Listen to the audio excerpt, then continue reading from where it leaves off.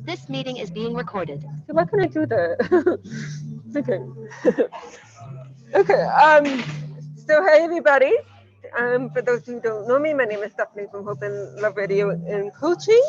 And today we have a very, very, very special guest, Rachel Claire Farnsworth, who believes that traumatic memories and unresolved emotions from years ago have a devastating impact on what we do and how we are today. Her own life was seriously impacted by a brutal sexual attack at the age of 19, and it was only when she realized this trauma through advanced hypnotherapy that she was able to truly heal and find happiness. Rachel now works as a transformational life changer and is also an author of many books, helping others resolve traumatic moments from their past so they can fully embrace their present. Um, so, Rachel, tell us a little bit about yourself before we dive into some questions. Thank you, Steph. That was amazing. Thank you for introducing me. It's wonderful to be here. I love what you're doing on your radio station, and the fact it's about love and hope just spoke to me so much. So thank you very much for inviting me and being such a wonderful host. So yeah, I got no confidence as a child, and I was always looking for the out there to verify me. I was looking for, somebody to kind of rubber stamp me because I didn't know who I was. I didn't know what I stood for. I fell for everything and nothing at the same time. And it was my aha moment, really. It didn't feel very much of an aha moment at the time, but I was in my second marriage when my children had decided that they wanted to go and live with their dad because they didn't like my husband, and I didn't blame them because he was very controlling.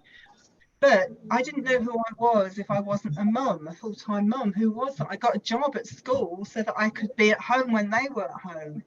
So I just remember that they went to go to the dad. It was just after Christmas one year, and I just fell apart. I just sobbed like a wolf. I didn't know where that sound came from. And I just felt so broken and unfixable. But fortunately, a friend came into my life and sort of talked to me and said, this is your time to decide what you want to do. And that felt really scary because I got no idea. But she helped me, and we decided. I found a counselling course I was going to train in. But the counselling course I found locally had also got hypnotherapy for the first year. So I wasn't interested in that, but it was the best option I could find. So I decided to just go ahead with it. But it was the hypnotherapy course that really grasped my attention. And the more I was researching it for my homework, the more I found other stuff.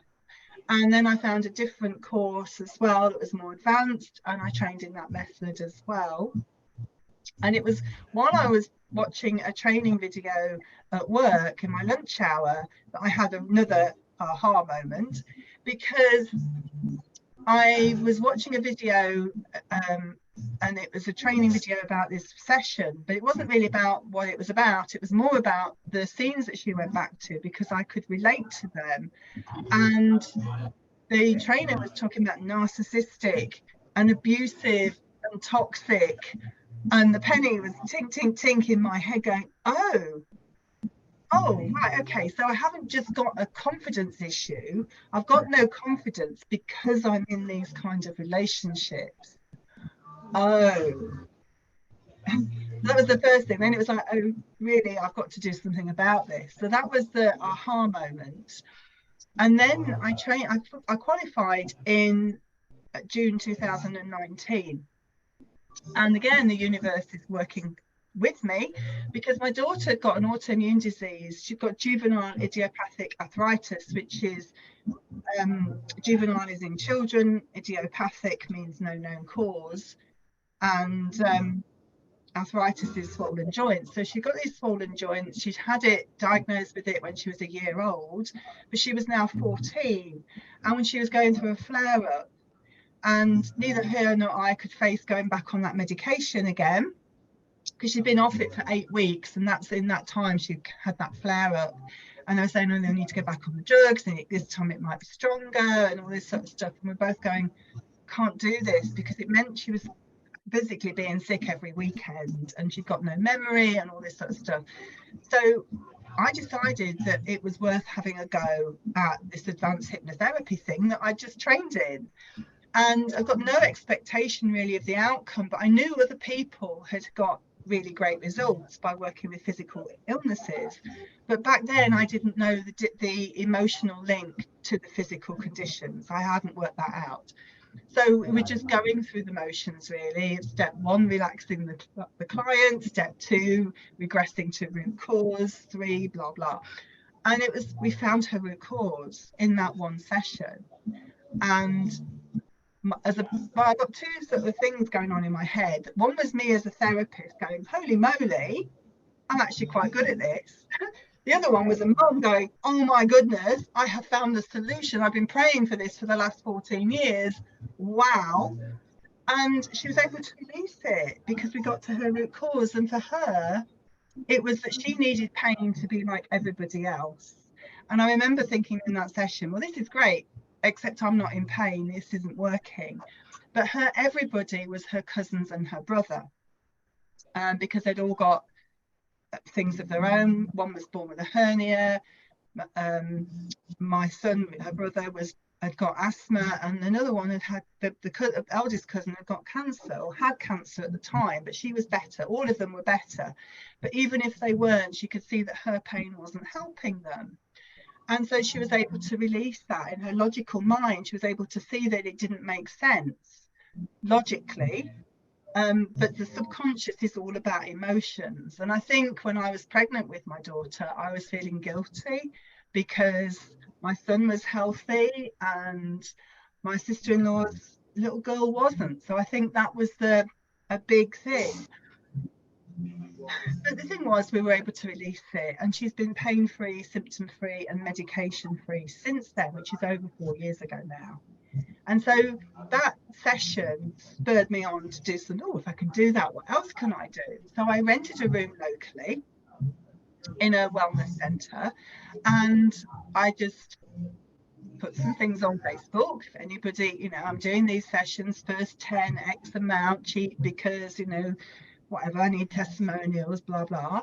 And one of them was a person actually I worked with at the Builders Merchants, and we were having a conversation about methotrexate because that was the same drug that my daughter was on, and he'd been advised by the doctors to go on it as well. And so I was telling him about all the side effects that my daughter had had, and I said to him, you know what, I think I can help you more. And he'd got psoriasis all over his body, I mean top to toe, it was everywhere, really bad. But he was skeptical. He thought I was going to turn him into a chicken because he'd heard what stage hypnosis was. I was able to reassure him it's just about you being relaxed. You're relaxed with your eyes closed, and that just gives you more access into your subconscious mind. It's more about daydreaming, that kind of feeling. You're not going anywhere. You still completely able to, your thoughts are always your own. I can't do anything. I can't ask you to give me £1 million. Well, I could, but you'd just say no, right? So it's about that. And he was able to get back to his personal root cause, which was all about anger that he'd had as a child, just growing up, because he's got an older brother doing, usual stuff. And then he broke his knee when he was in his 20s. And his beautiful subconscious mind, because it's not rational or logical, decided that he needed to have something to distract him from his painful knee. So it came up with a psoriasis. It started at the top of his plaster cast, but it spread all over his body. Now, 15 years on, his knee had healed ages ago, but the psoriasis was still there. And when he was able to see it and release that anger that he'd had in his body, 2 weeks later, his skin had healed. It was beautiful. His photographs are on my website. So that gave me another spur forward. And then I worked with a lady with post-traumatic stress, and she was held at knife point when she was 6 years old. And we were able to release all that. And at the end of that session, she came down the stairs at the wellness centre. She stopped and looked in the mirror. I ran in the back of her because she was like, whoa, see that? And I'm like, no.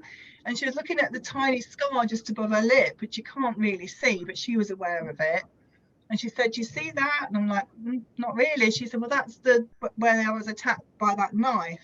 and I never look in the mirror because of it. But actually, that's my warrior wound, and I'm loving it. And then she went shopping to buy a birthday card for her son because it was his birthday the following week. And I was very dismissive of it, really. I just thought, oh, that's great. She's like, no, you don't understand. I haven't been shopping for like 5 years on my own. I'm going to go shopping on my own now. So that was a big, whoa, that was a massive shift. So it's those sort of sessions that I've had that gave me the momentum to carry on. There was another one with lung conditions. And again, at the end of that first session, she was able to breathe better. And that was about being the youngest of 12 children. I think it was 12 children. So she was the youngest. So she needed pain or something to get attention. She needed symptoms to get attention when she was a child. And so she was able to see that she wasn't a child anymore. She didn't need that in her life anymore. And that was when she was able to breathe easier. So it's just an amazing thing. The subconscious mind knows how, when and where these things began. And it's able to release it and let go of it. Because the thing is as well, now I understand it far more by working with clients and doing my own research and all that sort of thing. I'm also a soul speak practitioner with Julia Cannon, who's Dolores Cannon's daughter. And she talks about how the subconscious mind is the link between the subconscious and conscious mind. So the body is the link. So any pain and symptoms are just our conscious, subconscious mind talking to us and telling us there's symptoms, there's stuff, there's emotional pain behind those symptoms. So it's just looking at what that's all about. And for example, digestive issues are about not being able to stomach something or swallowing our emotions rather than processing them. And maybe it wasn't safe as a child to share your emotions, so we kind of stuff it all down. So it's that kind of thing. And it's really, when you understand what the body's telling us, it's just a beautiful messaging device, really, asking us to go within and release all that stuff, those old beliefs, that emotion that's just being stored, because emotion is just energy in motion. Thank you for sharing. That was wonderful. How do you feel past trauma affects our daily life? How does trauma affect it? For example, I suppose a good example really is anxiety, because we've gone through all this stuff, and anything that triggers us is because of something in our subconscious mind. It's like a string of Christmas lights, or string of lights, you know, bing, bing, bing, bing, all the way down, and it lights our minds up like a string of lights, and that's what triggers us. So by releasing that root, going to that root cause is where it's beautiful. So if you've got anxiety and something's triggering you a panic attack, it's because of something in your past. Because your mind does not understand, the subconscious doesn't understand the difference between past, present, and the future. It only understands the now moment. So it doesn't understand that what happened when you were 3 isn't going to happen again, because you don't live with those people potentially. You're not 3 years old, so you're not going to behave in the same way. You're an independent adult now. You can move yourself away from that situation if it was to happen again. You're not stuck like you were when you were 3. You know, if your parents are arguing, that's quite traumatic for a child. So, you know, now you would just go, oh, you at it again, I'm going, I'll see you later, wouldn't you? But as a 3-year-old, you can't do that. You feel so stuck. So it's about looking at how, when and where that began, and then upgrading those old thought patterns and seeing that you're not 3 and nurturing that wounded child, giving him or her what they needed in that moment. And that's the beautiful thing, because events that have affected us, when you look at it in the cold light of day, potentially, it's just, you know, like if you were going to watch it on somebody else's TV, for example, it's just a thing. If it didn't happen to you, it's just a thing, right? So it could be like seeing a garden, and you're in this garden and you're like, oh, it's really nice because the sun's shining, blah, blah, blah. But somebody else could be seeing it and going, oh my gosh, it's sunny, there's going to be a bee and I'm going to get stung. So it's about the emotions you've attached to it rather than the event itself. because it happened to you, obviously you've got some emotion going on there. But if it was somebody else, it'd be more flatline. So it's about looking at it and being able to feel more indifferent to whatever it was that happened. Even sexual abuse, it's possible to heal it.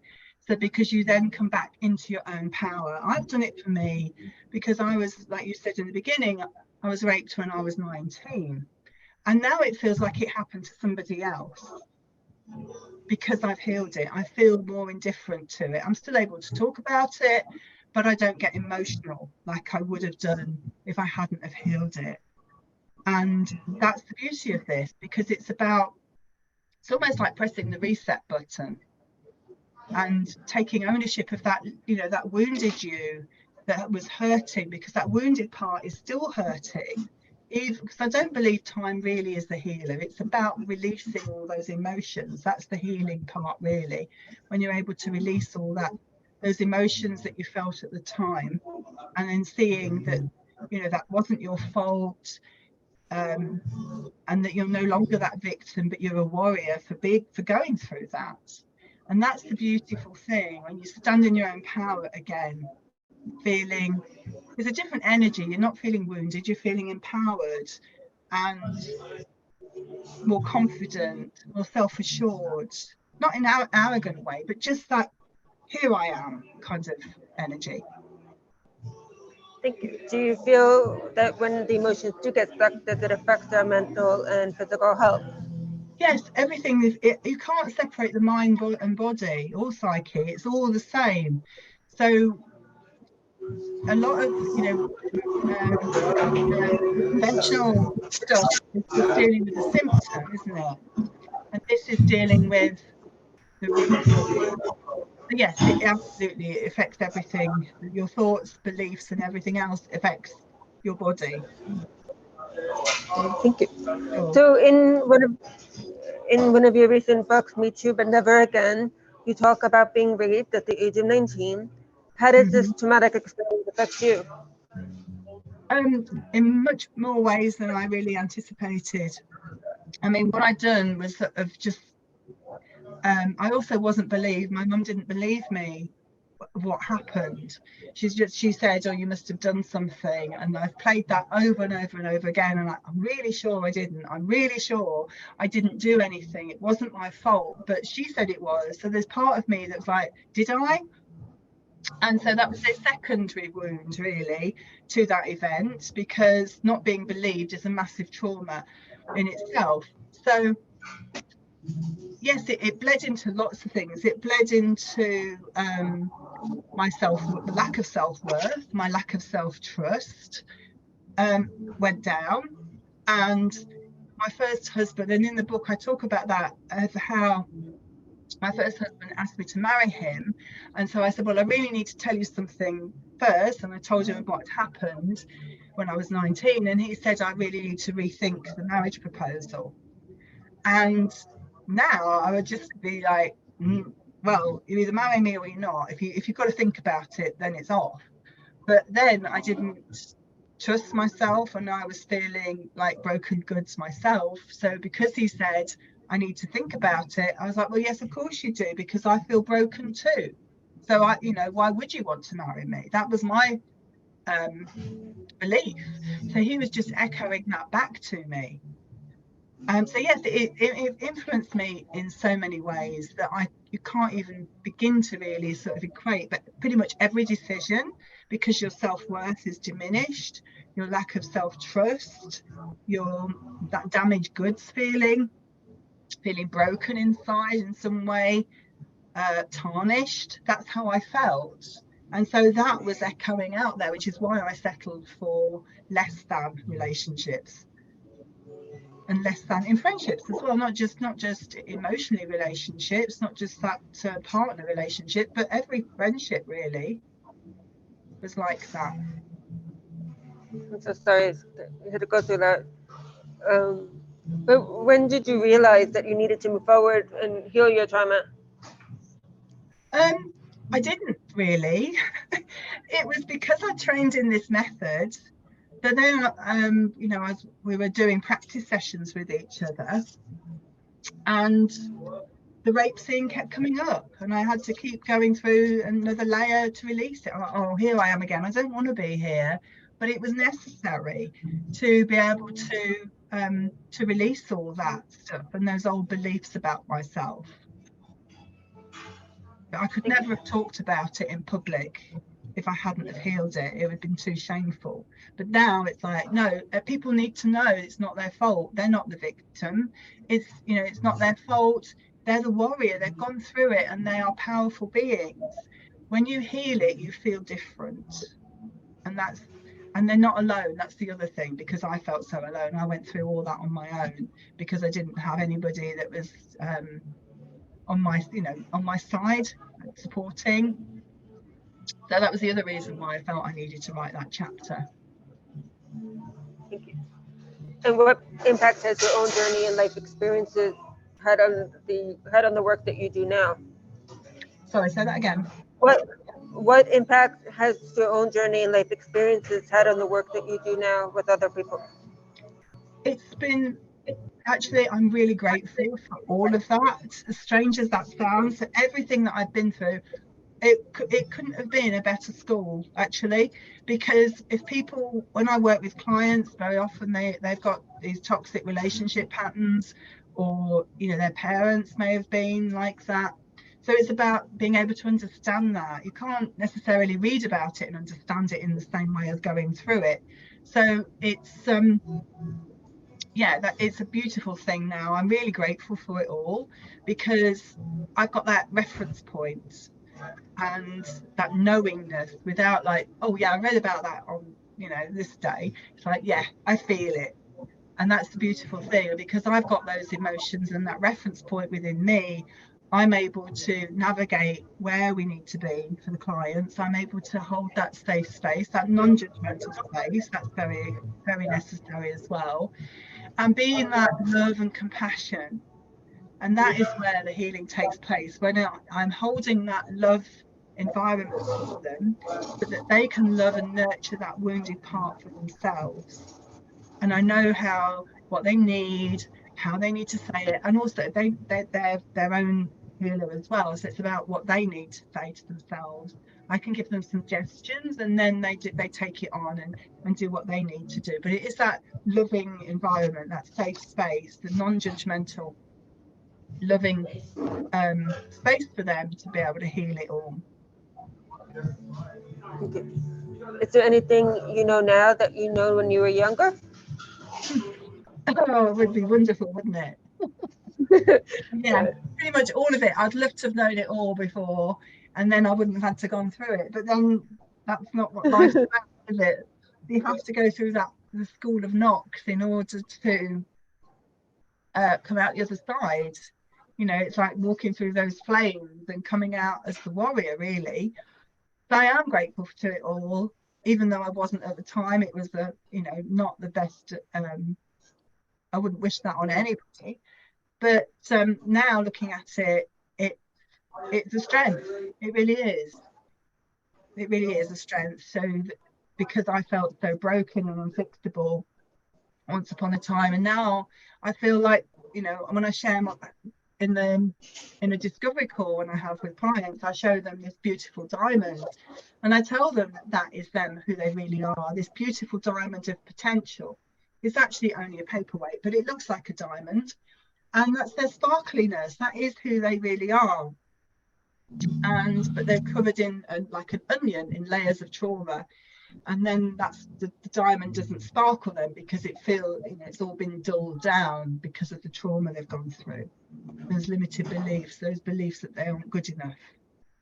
And that's the only thing. There's only really 3 things wrong with it, and that is I'm not enough, I'm not good enough, smart enough, all that stuff. The other one is that I can't connect to other people, and I'm different. And that's the real thing. Those 3 things are what we perceive to be wrong, and all of them are beliefs that we have because we've gone through trauma. Thank you. Why do you feel many people today suffer from anxiety, and what can they do to find peace and happiness? A lot of people suffer from anxiety, well, particularly with what we've gone through the last few years collectively. But it's all, anxiety is, like I was saying at the beginning, really, it's all a string of lights that we've gone through all these traumatic things. And trauma doesn't have to be a major T thing, like capital T, like held at knife point. Trauma is anything that you've gone through that made you feel bad about yourself. We've all had thousands of those. So really, the older we get, the more potential there is to have anxiety because of all those events that we've gone through, and it just lights up our subconscious minds like like lights down a street, or a string of lights, and it's just bing bing bing bing bing, and that's when it triggers us. But anxiety is there, really. I know we don't really need it as such in a current lifetime, but it's there to keep us safe. That's predominantly what anxiety is there for, because what better way to keep you safe when you're on high alert? That's what it's doing. Now, that's great if you're being chased by a tiger in the woods, but not so great if the most dangerous thing you've got to face is your boss. So that's because our subconscious minds are still hardwired for those sort of tribal times. And so that's really what it's there for. But when we go back to your personal root cause of how, when, and where it began, you're able to sort of say, oh, okay, well, I believed that when I was 5, that scary teacher really, it was scary, and I'm not that 5-year-old anymore, or I'm not that dependent child anymore. It's about coming back to upgrading that. And it's also, like I said, it doesn't understand the past, present, and future. It only understands the now moment. So it doesn't understand that what happened in the past won't happen again for whatever reason. And that's why anxiety is there. It's predominantly there to keep you safe, to keep you on high alert. Thank you. So how do you work with your client to obtain that happiness? Well, how I work with them is by relaxing them, and then we go back to their personal root cause of whatever the issue is. So say it is anxiety, we go back to how, when, and where it began. And then they'll start saying, regressing back, it's just a daydream, you've already lived it already. So it's not about reliving it, it's about reviewing it, looking at the emotions that you had at that moment, and then empowering you from it. But we also look at the role behind, the reason that anxiety is there. It's there to protect you. It's there to protect you from whatever. And in the session, because you're working with your subconscious, you just know the words just come to you. And then I'll ask you how old it thinks you are. And very often it's not the current age you are. It's 16, whatever, I'm 20, I'm whatever. It's not the age you are now. So we find out the reason, the goal, the plan, the aim of why it's there, and then you can understand it consciously. And it's about understanding it and then unraveling it like a string of, ball of wool, if you like, and it's just teasing it out and seeing what that, what happened, what formed in your mind, why you came to those conclusions, and then releasing it. And anxiety you can do in as little as 4 sessions.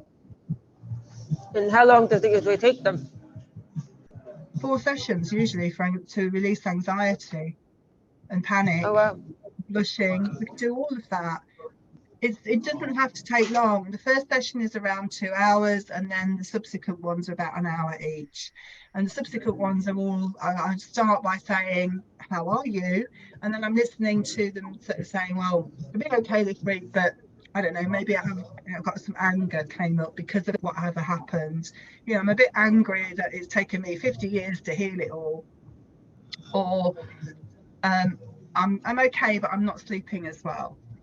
That kind of thing. It's like, okay, do you want to work with that, or is there something else you want to work with? We're looking at the anxiety. How was your panic attacks? Have they decreased? Have you had any? Let's have a look at that. So it's all about homing in on the specific needs of that client, so that they have, when they come out of those 4 sessions, what they've put on their intake form is what they receive. It's about homing in on their their needs, so that they can say, I am free of anxiety, so that, you know, it's not disabling me in the same way that it was. We still get anxiety, you know, if you go to an unfamiliar place, you still get those butterflies, but it's not stopping you from living the life that you want to. That's the difference. And what would you say to people who are skeptical about your method? I would say yes, I was as well. There's nobody more skeptical about hypnosis than I am. To me, it was just that, you know, I was going to do the counselling course. I never did that counselling course. I cancelled that and I got the money back from that. It was because that's where I was going. I really wasn't interested in hypnotherapy whatsoever. But it was that first session with my daughter and releasing that was powerful. It empowered her, of course, but it also empowered me and my ability. And then thinking, well, you know, getting that room and helping other people and seeing the transformations in front of my eyes was like, oh, this works. So yeah, I was the biggest skeptic too, but it's just seeing what happens, how the subconscious mind is able to rewire itself in the right conditions, and how physical conditions are able to be released, because there is just messages. And when you realize that, it makes disease feel less scary. It makes us understand that it's possible to release it. They're just symptoms. What it's trying to tell you is that there's emotional pain lying behind those presenting symptoms. That's all. And that's really powerful, because we have that power within each of us to release it. But we've been conditioned to believe that the answer lies out there. You know, when my daughter was diagnosed with juvenile idiopathic arthritis, I was like, whoa, we've got a solution. We've got a name for it. Right? And nothing could be further from the truth. We were just trapped in that pain of cycles and symptoms. In fact, the symptoms were worse for the drugs that she was taking than the actual disease itself. Thank you. So can you tell us a little bit about silent counseling and how does it work? Yeah, silent counselling. I've got a course that's a self-study course called Anxious to Awesome, where I use the silent counselling. Silent counselling doesn't give it a really good name, really. What it is it's been described as EFT, or tapping on steroids. So it's about using your acupuncture pressure points and your fingertips to release emotions, because emotions are stored in certain parts of the body, which is why if somebody said what the symptoms are, I'd be able to give them a bit of a clue as to what's going on in emotionally for them. So for example, frustration, you just need our middle finger and our index finger of both hands, and you just put your fingers on the side of your eyes, near the temples, really, at the side of your eyes, and you just acknowledge frustration as you breathe in, and then you breathe out for 2 breaths. Just breathe in again, acknowledging frustration, and breathing it out. And that is just a wonderful thing. And there's loads of different other points as well. Grief is on the side of your thumb, and grief sits in your lungs. So by releasing that, and I did that when my mum died, and that was so powerful. I was able to help myself so much just by doing that. Every time I felt like grief and overwhelm and that horrible feeling, just by touching the side of your left thumb with your index and middle finger near the nail, just there, it's just about holding it and breathing it out just the same. And my Anxious to Awesome course has also got a guided hypnotherapy session in there, so to release anxiety, and there's a recording as well, so that you can listen to that in bed at night, so that you can again help you release anxiety. There's all sorts of gorgeous things in that course, which is self-study. It's a one-time price, and then you've got it for life. So anytime you're feeling like that, you can almost do it in the supermarket queue, because it's just using your fingers on your acupuncture pressure points. If you're feeling anxious or angry or whatever, you can use that, and it's just a beautiful way to release emotion, because our emotions just need to be felt. and yet we weren't taught that, so we pushed them down. And it's like the more you push it down, it's like pushing a ball under the water. It's just, you know, the more you push it, the more it wants to come up. And that's really what emotions are like. They're just like, will you notice me? Like a naughty kid in school, you know, the more you ignore it, the more noisy it's going to get. It's the same thing. How often would you recommend the silent counseling? Do you feel like you daily? How often? Well, because it's a self-study course, you can work on it on your own, how often you want. They're just short little videos, working with the body, working with the head, so acupuncture pressure points on the head, on the body, and on your hands. So there's just very short, really, videos to help you release it. And once you know where they are, you can do it anywhere. Wonderful. So, Rachel, one final last question. Any advice or tips you would like to give the audience? Wow, it's a big question. Any tips? Just that the only thing wrong with us is the lack of self-love. And self-love isn't that egotistical thing. It's more about standing in your own power. And the only reason you don't love yourself that way is because of all the trauma you've gone through. So the best advice I could give you is to start talking to yourself like a best friend. So listen to that inner chatter of like, I can't do this, I'm not enough, blah, blah, blah. Turn those stories around. Whose voice is that anyway? Is it your mum's or a teacher? Who was it that put those negative thoughts in your mind in the first place?